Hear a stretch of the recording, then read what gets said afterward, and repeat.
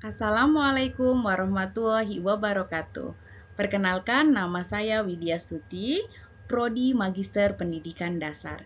Saya berasal dari UPPJJ Kota Batam, namun dalam perkuliahan ini mengikuti UPPJJ Kota Surabaya. Pada kesempatan kali ini, saya akan memberikan tanggapan pada tugas diskusi 1, mata kuliah Studi Komparatif Pendidikan Dasar di berbagai negara. Kita akan memulai dengan membahas artikel yang pertama, yaitu membangun kualitas pendidikan di Indonesia dalam mewujudkan program sustainable. Artikel ini mengidentifikasi beberapa masalah pendidikan di Indonesia. Di antaranya adalah rendahnya kualitas pendidikan yang tercermin dari peringkat Indonesia yang rendah dalam berbagai survei internasional seperti PISA. Kualitas pendidikan di Indonesia masih dianggap jauh tertinggal dibandingkan dengan negara lain, dengan banyak sekolah yang tidak memiliki fasilitas yang memadai serta kurangnya guru yang berkualitas, terutama di daerah terpencil. Masalah lain yang dihadapi adalah kesenjangan pendidikan antara daerah perkotaan dan pedesaan, serta mahalnya biaya pendidikan.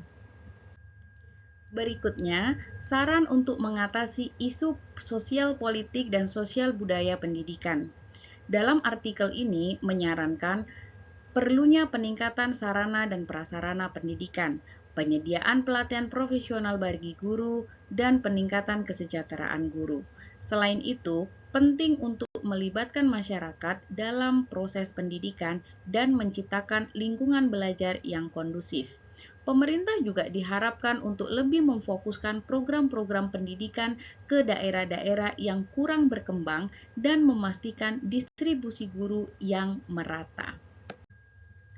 Isi artikel ini berkaitan dengan studi komparatif pendidikan dasar di berbagai negara, karena dalam artikel ini membahas tentang bagaimana kualitas pendidikan Indonesia dibandingkan dengan negara lain.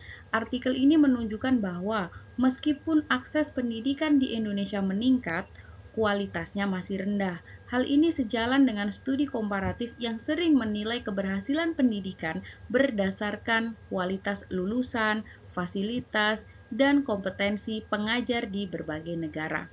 Dengan membandingkan data pendidikan di Indonesia dengan negara lain, kita dapat memahami tantangan yang dihadapi dan dorongan perbaikan yang diperlukan untuk mencapai standar pendidikan internasional.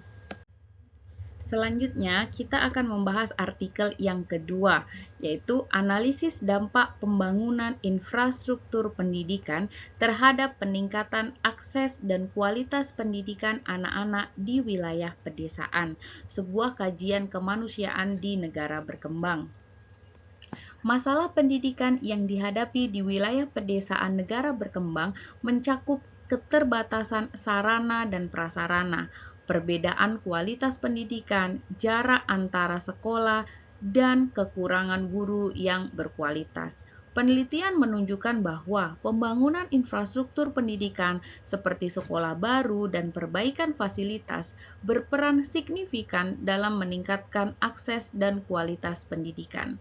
Hasil analisis menunjukkan bahwa inisiatif ini berhasil mengurangi disparitas akses pendidikan dan meningkatkan kualitas pembelajaran anak-anak di wilayah pedesaan. Penekanan pada aspek kemanusiaan seperti hak-hak anak dan kesetaraan gender juga terungkap sebagai hal yang penting dalam proses pembangunan ini. Dari permasalahan yang ada, sehingga muncullah saran untuk mengatasi isu sosial politik dan sosial budaya pendidikan. Yang pertama yaitu meningkatkan investasi dalam pembangunan infrastruktur pendidikan dengan memperhatikan kebutuhan lokal dan partisipasi masyarakat. Berikutnya, mengembangkan kebijakan dan mendukung akses pendidikan yang inklusif, termasuk mendukung keuangan bagi keluarga kurang mampu. Yang ketiga, mendorong pelatihan guru yang berkelanjutan untuk meningkatkan kualitas pendidikan dan mengintegrasikan teknologi dalam pembelajaran. Yang keempat, memperhatikan aspek kesetaraan gender dalam pendidikan dengan menghapus hambatan sosial yang mendiskriminasi.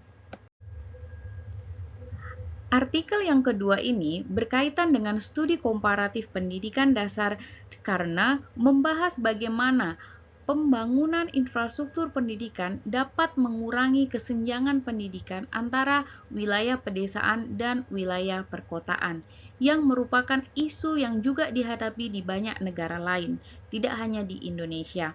Pendekatan yang menekankan pada aspek kemanusiaan dalam pendidikan serta perbandingan antara inisiatif yang berhasil di negara berkembang dengan kebijakan di negara maju memberikan wawasan untuk mengevaluasi dan mengimplementasikan praktek terbaik dalam pendidikan dasar di berbagai konteks. Berikutnya saya akan membahas apakah permasalahan-permasalahan yang dihadapi di artikel yang pertama maupun artikel yang kedua terjadi di sekolah tempat saya mengajar. Saat ini saya mengajar di salah satu sekolah swasta, yaitu Sekolah Globe Nasional Plus yang ada di Kota Batam. Nah, Sekolah Globe Nasional Plus Batam ini merupakan salah satu sekolah swasta yang menggunakan dua kurikulum, yaitu kurikulum nasional dan kurikulum dari Cambridge. Nah, Sekolah Globe Nasional Plus Batam ini merupakan sekolah yang full day. Jadi siswanya berangkat dari pagi sampai pulang sangat sore. Belum lagi jika ada tambahan tutorial maupun ekstrakurikuler. Jadi, Sekolah Globe Nasional Plus ini beroperasi dalam konteks yang berbeda dibandingkan dengan banyak sekolah di wilayah pedesaan yang dihadapi oleh masalah pendidikan yang signifikan. Sebagai sekolah swasta yang mayoritas kebetulan siswanya berasal dari kalangan menengah ke atas, Sekolah Globe tersedia dengan sarana dan prasarana yang memadai, termasuk fasilitas yang modern dan akses ke sumber belajar yang saya rasa sudah cukup baik. Kondisi ini sangat kontras dengan sekolah-sekolah lain yang berada di daerah pedesaan, di mana seringkali ditemukan keterbatasan dalam hal fasilitas pendidikan, kekurangan guru berkualitas, dan disparitas yang signifikan dalam akses pendidikan.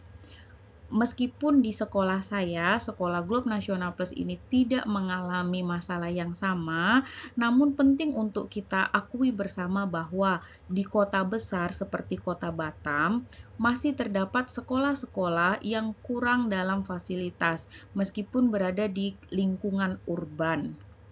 Faktor-faktor penyebab masalah pendidikan di sekolah-sekolah tersebut termasuk ketidakmerataan distribusi sumber daya pendidikan, kebijakan pemerintah yang belum sepenuhnya menjangkau semua daerah, serta perbedaan dalam tingkat kesejahteraan ekonomi masyarakat.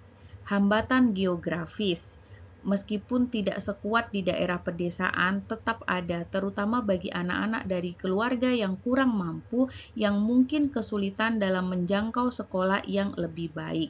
Dan kita ketahui bersama bahwa Kota Batam ini berada di wilayah Provinsi Kepulauan Riau. Yang kita ketahui bersama bahwa Provinsi Kepulauan Riau ini terdiri dari pulau-pulau kecil lainnya. Nah, Batam ini salah satu kota atau wilayah di Kepulauan Riau ini yang merupakan kepulauan besar.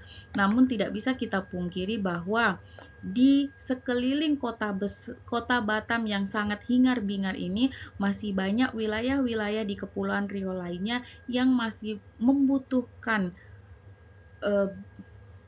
perhatian khusus perihal masalah-masalah pendidikan, termasuk masalah fasilitas dan juga pemerataan guru.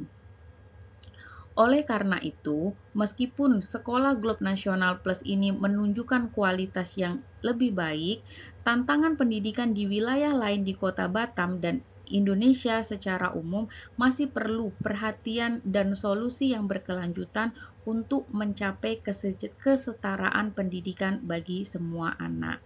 Nah, demikian cerita saya perihal Sekolah Globe Nasional Plus Batam ini, yang kebetulan saya beruntung sekali bisa mengajar di tempat yang fasilitasnya sudah ada, namun tidak menutup kemungkinan bahwasanya saya sebagai guru juga harus lebih kreatif lagi dalam mendidik anak-anak saya. Demikian yang dapat saya sampaikan dalam diskusi sesi 1 ini. Kurang lebihnya saya mohon maaf. Terima kasih. Wassalamualaikum warahmatullahi wabarakatuh.